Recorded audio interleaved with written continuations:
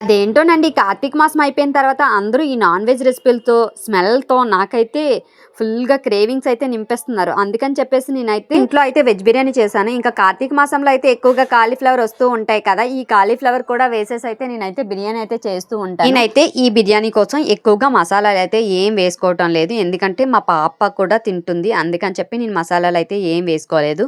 First అయితే కొంచెం నెయ్యి, ఆయిల్ వేసుకొని అందులో మసాలా దినుసులు అన్నీ వేసేసుకొని పచ్చిమిర్చి, కరివేపాకు, పుదీనా, కొత్తిమీర వేసేసుకొని ముందు కట్ చేసుకున్న వెజిటేబుల్స్ అన్నీ వేసేసుకొని అందులోనే కొంచెం సాల్టు, గరం మసాలా, కొంచెం జీరా పౌడరు, ధనియా పౌడరు, అల్లం వెల్లుల్లి పేస్టు, టమాటా కూడా వేసేసుకొని బాగా కలిపి మూత పెట్టుకోవాలి. మూత పెట్టిన తర్వాత కొంచెం వాటర్ అనేది రిలీజ్ అవుతుంది కదా! అలా రిలీజ్ అయిన తర్వాత ఆల్రెడీ ముందు నానపెట్టుకున్న రైస్ కూడా వేసేసుకొని దానికి తగిన వాటర్ కూడా వేసేసుకొని కొంచెం సాల్ట్ కూడా వేసేసుకొని కొత్తిమీర వేసేసుకొని ఇంకా మూత పెట్టి ఒక 2 విజిల్స్ ఆర్ 3 విజిల్స్ ఉంచితే మన బిర్యానీ అయితే రెడీ అయిపోతుంది. ఇంకా టేస్ట్ అయితే అసలు చాలా బాగుంటుంది.